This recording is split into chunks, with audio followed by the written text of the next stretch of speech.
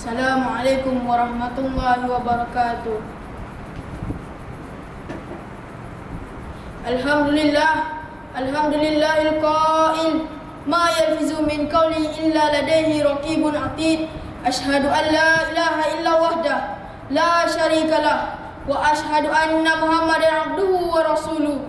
Allahumma salli wa sallim ala sayyidina Muhammad wa ala alihi wa sahbihi ajma'in. Amma ba'd. Faya ayyuhal muslimun, ittaqullah, usikum wa iyaya bittaqullah faqad fazal muttaqun. Qala Allah Ta'ala, ya ayyuhallazina amanu ittaqullaha haqqa tuqatih wa la tamutunna illa wa antum muslimun. Muslimin yang dirahmati Allah sekalian, marilah bersama-sama kita tingkatkan ketakwaan kita kepada Allah dengan melaksanakan segala suruhan Allah dan meninggalkan segala apa yang dilarang oleh Allah. Mudah-mudahan kita tergolong dalam kalangan orang-orang yang mendapat perlindungan Allah pada hari akhirat kelak. Mimbar pada hari ini akan membicarakan khutbah yang bertajuk Adab di dalam media sosial. Sebelum meneruskan khutbah ini, khatib ingin mengingatkan sidang hadirin sekalian akan pesanan Rasulullah SAW supaya dapat menumpukan perhatian kepada khutbah yang akan disampaikan dan tidak bercakap-cakap serta tidak melakukan perkara yang sia-sia. Ini termasuk membuka telefon bimbit ketika khatib sedang menyampaikan khutbah. Hadirin sidang Jumaat yang berbahagia, media sosial kini telah menjadi kaedah alternatif untuk berhubung dengan seseorang. Ada yang dapat berjumpa semula dengan kenalan lama setelah berpuluh tahun tidak bertemu. Ada yang berkenalan dengan kenalan baru dan mengenali pelbagai budaya, perniagaan dan bermacam-macam maklumat. Hampir setiap dari kita mempunyai akaun media sosial yang digunakan untuk pelbagai perkara seperti Facebook, Twitter, Instagram, aplikasi WhatsApp dan sebagainya. Bahkan ada yang menghabiskan hampir keseluruhan waktunya pada media sosial. Statistik menunjukkan sehingga Jun 2017, sebanyak 19 juta rakyat Malaysia mempunyai akaun Facebook. Ini menunjukkan bahawa rakyat Malaysia antara pengguna yang aktif dalam media sosial, penggunaan media sosial. Namun, dalam kegarahan kita menggunakan laman sosial itu, ada adab dan peraturan yang perlu kita patuhi sebagai seorang Muslim yang beriman kepada Allah SWT.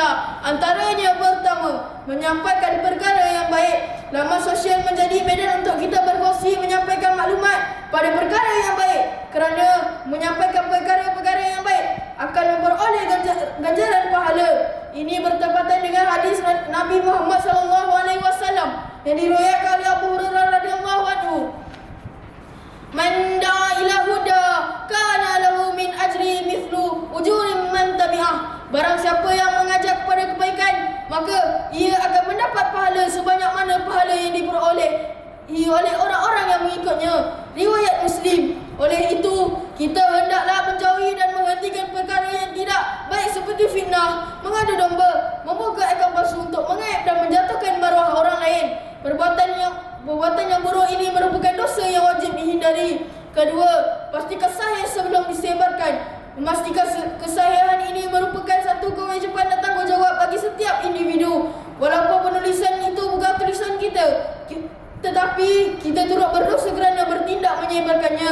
Peringatan ini telah dijelaskan oleh Allah SWT seperti firman-Nya dalam surah Qaf ayat 18 yang telah disebutkan pada awal khutbah ini, bermaksud tidak ada sebarang perkataan yang dilafazkannya atau perbuatan yang dilakukannya, melainkan ada di sisinya malaikat pengawas yang sentiasa bersedia menerima dan menulisnya.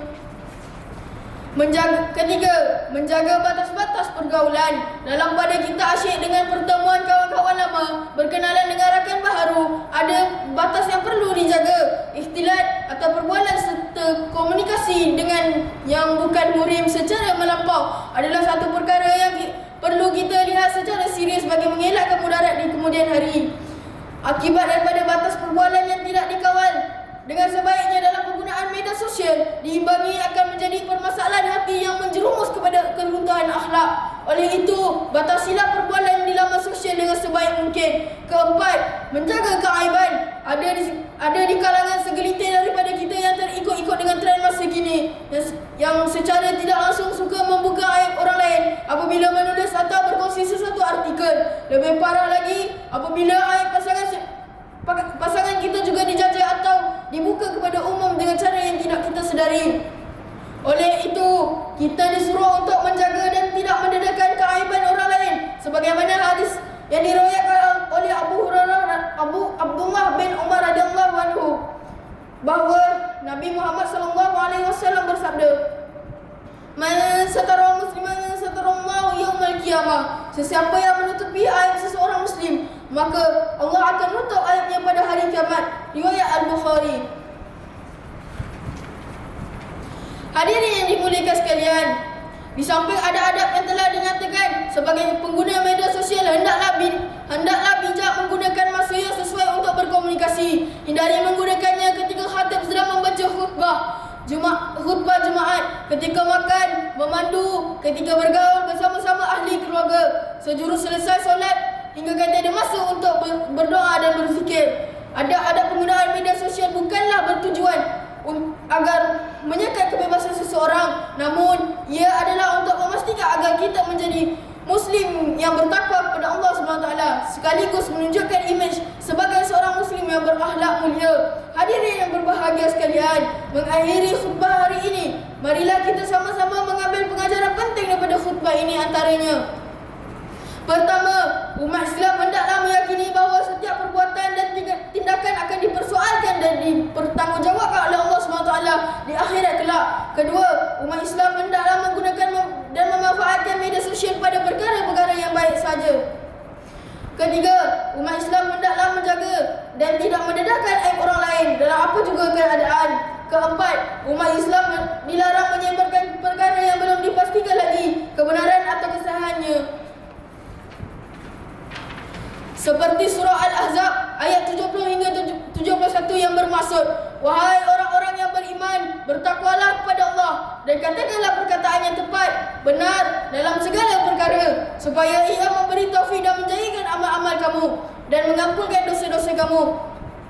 Dan ingatlah, sesiapa yang taat kepada Allah dan Rasulnya, maka sesungguhnya ia telah berjaya mencapai sebesar-besar kejayaan." Surah Al-Ahzab ayat 70 hingga 71.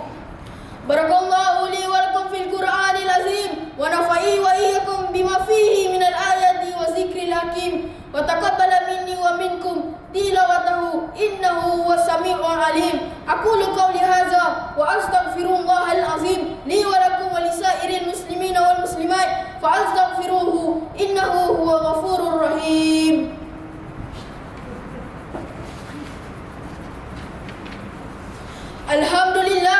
Alhamdulillahillazi ja'alana minal muslimin wa razaqana minat thayyibat.